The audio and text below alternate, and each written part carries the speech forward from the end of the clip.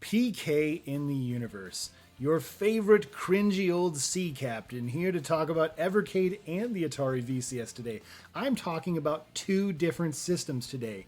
I'm really mixing it up here and, talking about these two groups of people. And I happen to belong to both because I happen to be an Evercade VS, and an Atari VCS owner. So I want to talk about both these systems, and I want to talk about, people begging for ports. What's a port beggar? Well, it's just simply requesting games, honestly.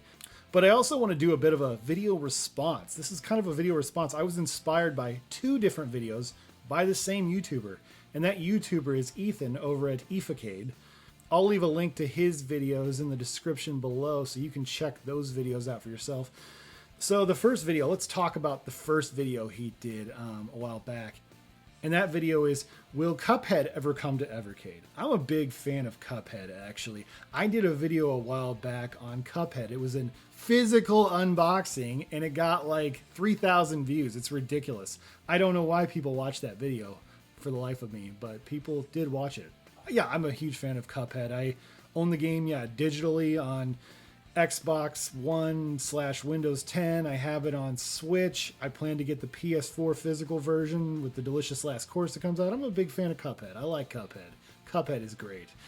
But, so his video was, will Cuphead ever come to Evercade? Obviously, I think most people can agree that's probably pretty unlikely, though it is on everything. I don't know, just based on the way it was made, I'm pretty skeptical that would happen, but I didn't think Cathedral would come to Evercade either, so of course anything's possible. I really like when he makes these little what if videos. What if it comes to this or that, this game comes to this or that. I think these videos are good for the Evercade community because they're a form of game request. I think that's really great. And the reason I think that's great is because he has a channel that's pretty well dedicated to Evercade, but he has other interests in games. There's games that he's interested in as well. So this gives him an opportunity to talk about a game he's interested in and a video game system he's passionate about. And I think these videos are great because it, gets more people thinking about these particular games, and it gets more people thinking about Evercade. I think it's a win-win all the way around. Then he did a video about the Atari VCS, which is a system he doesn't own, but I, of course, do own this system, and I definitely have some opinions about it. Something he said really struck me is like, the Atari VCS is a failure. I mean, is it a failure though? I mean, they're technically still being sold. Is it a success? No, I don't think it's very successful at all as far as being a best-selling console. But what did the guys over at Atari, what was their goal in making this? I've never really heard one way or another that their goal was to sell X amount of systems. And I don't think that was ever the priority. Now, some fans, I remember really early in the stages, speculated that they were going to disrupt the gaming market and they were going to compete with PS4 and Xbox One. And everyone knows that's nonsense. That was never their actual goal. Me personally, based on what I've seen, this is my speculation. My speculation, the reason people buy the Atari VCS is because they're hardcore Atari fans or people who are just really nostalgic for Atari and are a little bit interested in microcomputers. That's it. That's why people buy that system. It's really expensive at $400 retail. And I, of course, got mine for $100 when I talked about it in my video when I did the review on it. And most people did not get it, obviously, at $100 and probably wish they could have. It's definitely worth $100, maybe even more. But it's not a system that was designed to be a bestseller. It's a marketing tool is basically what it is. It's a marketing tool so Atari can be like, hey, we have our own video game console, and there's a bunch of really cool games on here that you can get elsewhere. It's a marketing tool. That's what I feel the Atari VCS is. It's a marketing tool. Of course, it's a microcomputer. That's all it is. It's a microcomputer in Atari shell. And I'm not saying that's a bad thing. That's not meant to be a negative thing. It just is what it is. You can play so many different games on here, and of course you have the option to put another operating system on it and, a PC mode, so you can put Windows 10 on there if you want. So there's a lot of great options with that Atari VCS. So I don't think it's a failure. I mean, I don't think it's a success either. It is what it is, basically. It's nothing really in the grand scheme of things. I hate to say that, but it just is what it is. But what do these two videos have to do with port begging, Because I think sometimes port begging and game requesting can get a little conflated. there's a big difference between these two systems. I think there's some big distinctions between the Atari VCS and the Evercade and Evercade VS. The Evercade and Evercade VS are very affordable systems at $100, whereas the Atari VCS retails at $400. So the Atari VCS was doomed just by its price point alone. So what can I say? These two systems are very different, obviously. The other thing I've noticed too about both consoles is they have games you can play just about anywhere, honestly. That's one of the big problems. Both these consoles suffer the same thing, but the Evercade is more highly thought of, I think, than the Atari VCS is because, one, it's so affordable, it's got a lot of games you can play, and it's, again, accessible. The accessibility of it is why I think it's much more popular amongst like retro gamers. But we don't actually really know what are the lifetime sales of the Evercade and Evercade VS. What are the lifetime sales of the Atari VCS? I really don't know the answer to that. I've never seen anywhere where those numbers have been published. So we can't really say one way or another if these are a success or a failure. They've all been given a lot of attention in, gaming journalism and gaming magazines and online stuff. So they're well liked, and well, the Atari VCS is infamous and whatnot with a lot of people because of the whole Atari box thing and the Kickstarter. But they're both they both have fans, both have really dedicated fan bases that will watch search every day for an Atari VCS video or an Evercade video. There's a lot of hardcore fans of these systems. But they suffer the same thing. They have games that you can play anywhere. Like, for example, obviously I can play Atari games all day. I got a whole stack of Atari games. I don't actually need an Evercade or an Atari VCS to play Atari games. But it's great that they're there because Evercade is about discoverability, of course, especially with the indie game stuff, but it's also about comfort food. It's about fish sticks, since I'm a cringy old sea captain, obviously, in my thumbnail. But it's about comfort food for a lot of people, and that gets people who love that comfort food. But one of the big things I see that both systems have a problem is that they both don't have exclusive games. They both don't have games you can't get anywhere else. A good example, with the Atari VCS, there was this game that came out to the Atari VCS called Caddy Batty or something like that.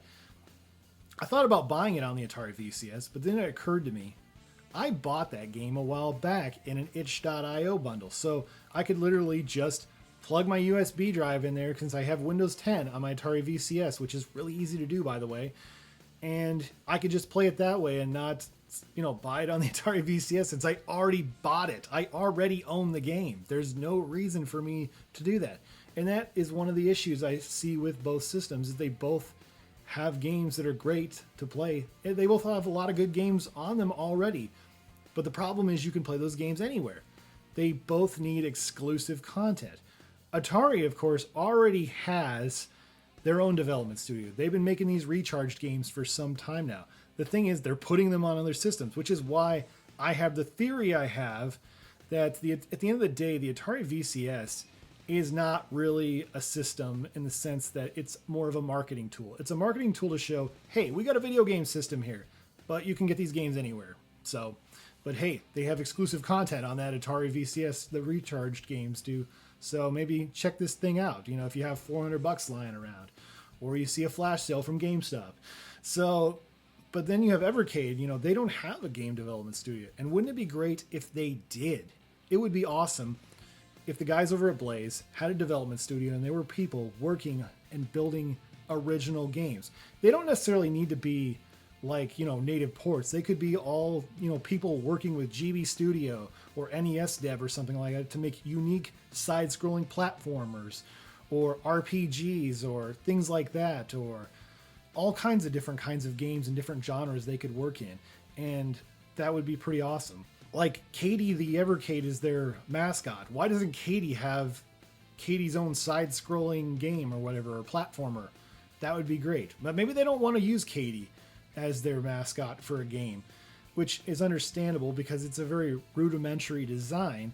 And hey, remember, people forget Alex Kidd used to be the face of Sega, and then Sonic came along and that changed. So it wouldn't be the most out of step and unusual thing to have a different mascot later on in the life cycle of Evercade.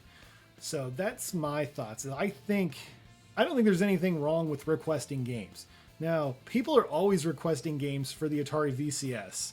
I see it all the time on Twitter because I'm on Twitter way too much. But there's always people who'll be like, hey, can we get this on the Atari VCS? And it's like, I don't know why. It's like this, you can get this game on anything, maybe having a recharge version of it. Yeah, I can see that.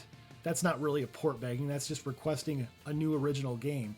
But you see that, though, people like, can we get this indie game on Atari VCS? Even though you literally, and I just want to scream at these people. It's like, dude, put Windows 10 on your system and go buy that game already, because there's already a way you can play that on your Atari VCS. Why wouldn't you just do that? That doesn't make any sense. And then you got like Evercade. Now, here's the thing about the guys over at Blaze. They highly encourage you to give game requests. If you have a request for a game, go to their Discord. There's actually an entire section called game requests. So if there's a game you would like to see on Evercade, go right over there. That's actually what I really like about EthaCade's videos, is he's doing basically game requests via video. So that's, I think that's a good thing. That Blaze actually wants customer input. They want the customer to feel like they're part of the process and the experience, and maybe the guys over at Blaze just need ideas, because there's a lot of games you could put on there, but you don't know what your customers want unless they tell you. And sales can be absolutely a reflection of what your customers want, for sure. So, but overall, yes, do I think port begging is a problem with these two consoles? I don't know. It's no more of a problem than the Switch. Here's something I'll say about the Atari VCS people and the Evercade people is they have a lot of games, but they don't have anywhere near as many games as the Nintendo Switch. There's a lot of people who own Nintendo Switches who are constantly asking for games, and they don't even play the games they have. It's like they have an overwhelming amount of choice, and they keep asking for games that they're never even going to have time to play. They'll just get the game. They probably have an entire bookshelf full of Switch games that they're not even going to open, honestly. There's just sealed games that they're saving for a day that's never coming, honestly. And that's a huge problem with collecting in general. I don't want to say it's just the Switch people, but it's just madness to me that there's people who have a Nintendo Switch who truly feel like they have nothing to play. It's like, come over to the Evercade community where, you don't have as much overwhelming choice, or the Atari VCS community. You can give yourself more choices with a, flash drive with Windows 10, but here and there. So I don't think port begging is like a real problem with the Evercade community or Atari VCS community. I think overall, there's nothing wrong with requesting games, but I think it would be great if more members of the VCS community and the Evercade community were more vocal about these companies making original IPs just for the system. I can't tell you how many times somebody comes at me and is like, I'd love to get an Evercade, but there's no original games. Why would I buy this when I could play those games somewhere else? Because I already have systems to play it somewhere else. I want to see Blaze succeed. I don't know if Atari's going to succeed. It is what it is. I like Atari, but I think Blaze could really take off and really expand this niche even more if they had original games. That's just my opinion. What are your opinions? Would you like to see more original content on the Evercade or the Atari VCS? Comment below. I'd love to hear what you have to say. Thank you guys so much for watching, and stay awesome in this universe. Thanks. Bye.